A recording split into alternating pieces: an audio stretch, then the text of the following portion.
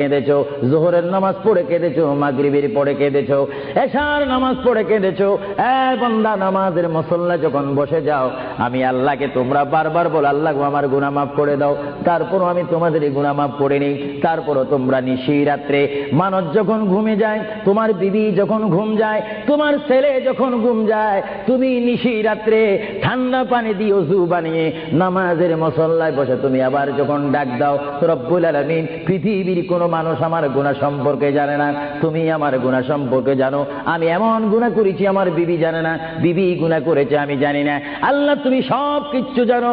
হে আমার প্রভু, তুমি আমাকে মাফ করে দাও। আমার আল্লাহ বলে, তারপরও যদি তোমাদেরকে আমি মাফ না করি, তারপরও বান্দা তোমরা আমার রহমতের দরজা থেকে ফিরে যাইও না। আমি তোমাদেরকে হুকুম দিচ্ছি, ওয়ালাউ আন্নাহুম ইয যালামু আনফুসাহুম জাউকা